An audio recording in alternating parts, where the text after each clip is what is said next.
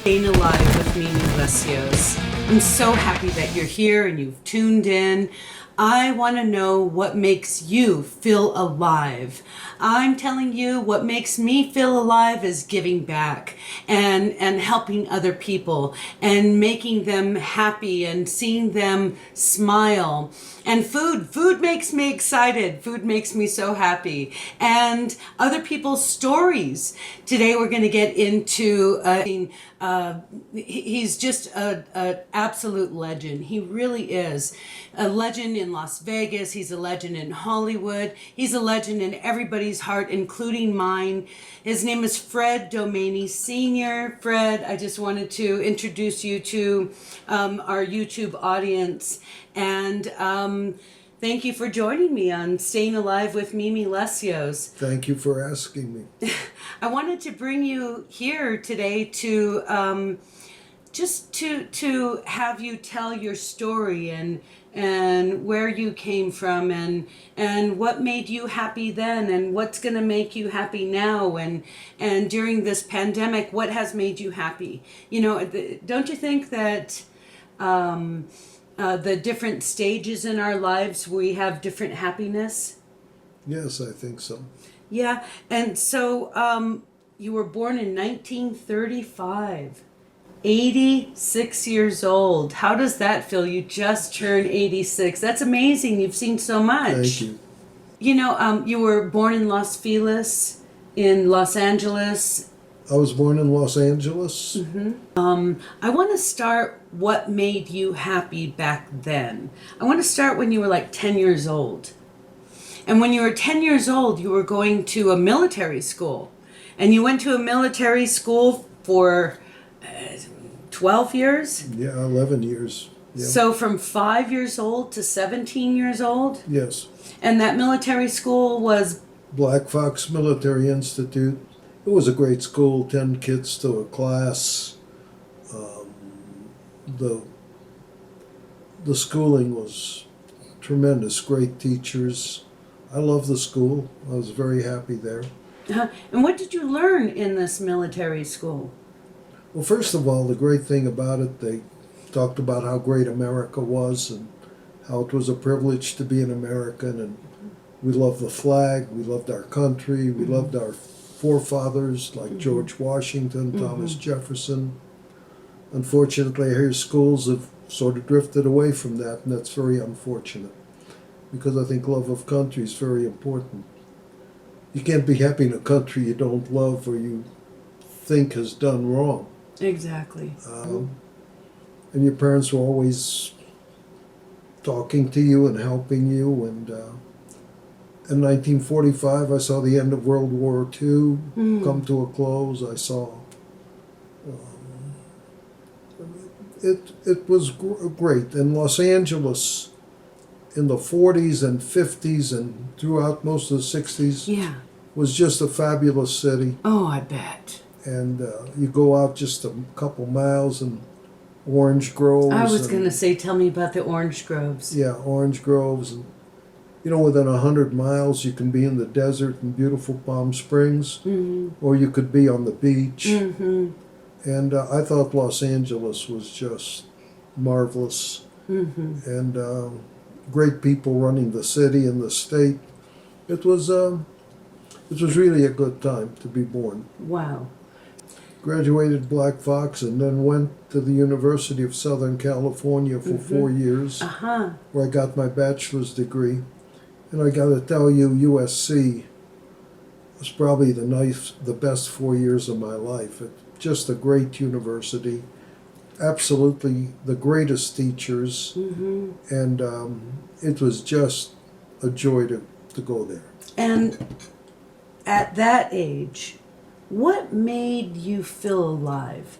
What made you feel like just living? What was that? The whole atmosphere around you. I enjoyed the school. I made a lot of friends at SC. Really fine, very fine people. And with my family, just things were great. You know, they were great. Did you ever go to the nightclubs back then? You couldn't go till you're 21, but I did. There So was let's move on to 21. Yeah, there was Ciro's, there was the Macombo, all on the Sunset Strip. And you looked forward to going out at night and dressing up, because back then people dressed up so beautiful. They wouldn't And the let music, what about the music? It was nothing like today's music. They wouldn't let you in unless you had a shirt and tie and coat. Right. And the women were dressed beautifully and great acts, you know. Tell me the acts you've seen. I remember I saw Ray Charles. Wow. I saw Sammy Davis. I saw some of the really great acts on Sunset Boulevard, and Dean Martin, and it was. And I know you like fine cars. What was your car back then? Well, back then Cadillac was the standard of the world. We didn't have. You hardly ever saw a Mercedes or a BMW or any of the foreign cars that you see now. A Cadillac. Really? Why? Was it. Why do you think back They then? didn't import people. It's funny, they wanted to buy American. You know, it was sort of a thing that. Yeah. Why buy American a foreign made, car? right, Yeah, American made. They're no proud car. Americans. Yeah, America the best. We produce the best. Right. So, you know, occasionally you'd see a Rolls Royce or something like that, but Cadillac was 19 out of 20 cars of the top. So getting a brand new, beautiful Cadillac, did that make you feel alive back then? Well, it's all part of a whole picture. It's like a piece of the puzzle, you know. It was, I enjoyed it. And even the car dealerships were owned by families, and you knew the people. Exactly. It's not like today where one corporation owns 120 dealerships, and you don't mean that much to them. Well, my first trip to Las Vegas was in 1954. I was 19 years old. Right. And all the hotels were only 2 stories high. Wow. And there were only 300-400 rooms with a little casino and a showroom. But we had Sinatra, you had Dean Martin, Nat King Cole, wow, Maurice Chevalier. Oh my goodness! I mean, you had the greatest acts. Maurice Chevalier, me, my little funny little. Yeah, I mean, and Alan Jones, who was in so many great Frank movies. Sinatra. Yeah, Gene Kelly had a show. Elvis Presley. Mickey Rooney, and but after that they had lounge acts, and Louis Prima was probably the greatest act I've ever seen. I loved coming to Vegas. And What did you love about it? What made you feel alive? Just the feeling when you got in a hotel. It was. What was the feeling small, to you? They were Small? friendly. You can't get it walking into the huge. I mean, you have some gorgeous hotels like the Wynn and the Bellagio, but it didn't have the feeling of the old Desert Inn and the Sands. Right. This was liking. So personal. Yeah. Personable. And they were small. Yeah. Everyone knew you. Mm-hmm. And then in 1955, there was the first high-rise, the Riviera. Oh. And we went for the opening in April of '55. Did you? Couldn't believe it. It was like 11 or 12 stories high. Wow. And but only 220 rooms. Really? And they knew everybody. Mm-hmm. And all the security guards, the chief of security, were always ex-sheriffs or policemen out of L.A. or some big city. Uh-huh. They're really sharp guys. They knew everyone in the hotel. Mm-hmm. And it was. You can't describe. And every show, the opening had showgirls and dancers and really beautiful girls and Las Vegas. Then later on, a few years later, I think 1958, the Folies Bergère came to the Tropicana from Paris. The Lido came to the Stardust from Paris. The Dunes had Casino de Paris. Wow. And beautiful girls and people well dressed and great entertainment. And that made you feel alive, didn't it? Yes, it was. To absolutely coming just, to Vegas. Right. Oh boy. Was big, and of course then it was a 6-7 hour drive. It wasn't freeways and like you got now. Wait, tell me about it. Well, sometimes you went through Mojave and there were 2-lane roads, and It was a long drive, but the trains were nice. Yeah, and there was Where would you flights. pick up a train? You would pick up a train in downtown Union Station? Union Station, come to Las Vegas. I did. They obviously there is no train that brings No, you now. not now. No, they cut that out, and Las Vegas was a great town. Wow, wow. And then my dad, next to the Riviera, he knew they're going to build a convention center just a little bit down the road. So he bought land there, and that's why I moved up. He started building the La Concha Motel, and then it opened the weekend of July 4th, and we opened June 30th of '61. Oh boy. And then I've been a native of Las Vegas ever since. Mm-hmm. I still love Los Angeles, but it's nothing to what it was when I Exactly. grew up. Exactly. But I'm moving on towards you and your brother taking over and buying the Tropicana here in Las Vegas and then building the tower. I was just wondering, that is such a big, big task. What made you feel alive back then? Because there was so much pressure on you, and a lot of, to own a casino, my goodness. And then, let alone, the Folies Bergère was there, and everybody came to you, for support.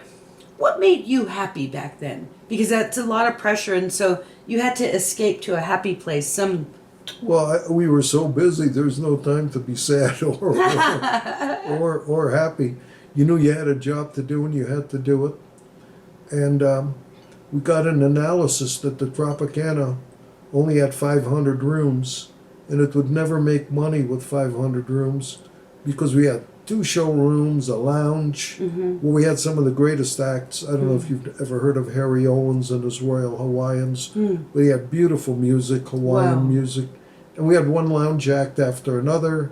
We had the Folies Bergère and 500 rooms. That's why now they have 3,000 rooms, because they have a captive audience Wow. of usually 6,000 people. Oh boy. So with 500 rooms, you don't have enough.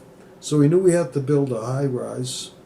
And we stayed there and struggled with it until we were able to build a high-rise and make it to where it's a profitable hotel. Right. It was gorgeous. Yeah. What an achievement. Amazing. It was a beautiful hotel with great restaurants. And back then, there was a coffee shop usually and a buffet. And the Tropicana opened with the first real gourmet room. Oh, yeah? And it was called the gourmet room. Oh, wow. Then we had other restaurants in there. So moving forward, we're talking about the Cotton Club. The unbelievably beautiful, fabulously made musical. It was the most famous club in America at the time. Mm-hmm. Well, one of. Right. With the greatest acts. Duke But- Ellington, Right. you name it. The Nicholas brothers, who are the most fabulous dancers ever. They once told Fred Astaire, how does it feel to be the greatest dancer of all time? And he said, well, evidently by asking me that question, you never saw the Nicholas brothers. Uh-huh. Which I thought was real, because they were unbelievable. Right. If you ever watched them. And such respect from Fred Astaire to the Yeah. Nicholas brothers. That was a great Well, comment. Fred Astaire was known as a great gentleman. Okay, so moving forward, Fred, Cotton Club was a huge achievement. You and your brother were one of the executive producers, and that was a great movie. So many people. Francis Ford Coppola was the director, and you got to meet so many people and experience the Hollywood life, firsthand. A lot of fun moments and a lot of sad and crying moments. if you've never made movies before, don't try it. Don't try it. I'll tell people don't. It's a really tough business. Yeah, it is. Yeah. There's a lot of ups and there's a lot of downs. There's a lot of valleys and peaks. So anyway, we're moving forward and we're moving towards now. Nowadays, and you have two amazing sons, and they have amazing families, and you have grandchildren, and you're a property owner, and lots of developments. And I think the only way you can be happy is to look at the positive, ignore the negative, exactly, and do whatever you can to help your city, your community, your state. That's right. And I've always gotten pleasure. I learned that from my dad. If you can help someone and make their life better, it makes you feel good. Exactly. Once you're successful, or you don't have to be very successful, once you've reached a point that you can take care of yourself and your family, then it's great when you have an opportunity. Like, I loved hiring people at the Tropicana. I loved hiring people when we built the motels. Exactly. I loved making families, with our Liberty and our free enterprise system, be able to create jobs and, you want to churn the money so people make money and can survive by taking care of their family. Exactly. So when you create things like that, like on a great scale, like Steve Wynn with building the Bellagio and the Wynn and Treasure Island and all the hotels that he built, helped build Las Vegas. Yeah. And when you have men like Kerkorian with MGM, so you've had some great men in Las Vegas, and they created really, including well, him. no, I don't even begin to compare, but they were, that's all great, and I'm sure they were very happy when they could look back and see not just what they made for themselves, but what they created for posterity. That's right. And I think that's what makes you happy. When you get much older, as I am, you look back not at just what you've accomplished, but what you think you did that other people have benefited from you being on Earth. Absolutely. So that's... And with that was an amazing statement. That's a wrap up with that beautiful statement. Let's all learn from Fred Doumani, to be a giving person and to touch other people's lives for the better. This is Mimi Lesseos, and thank you, Fred Doumani. Thank you. I love you so much. You're my favorite person in the whole world. Thank you. And so hopefully he'll be your favorite person in the whole world. Thank you for watching, and stay tuned for more Staying Alive with Mimi Lesseos.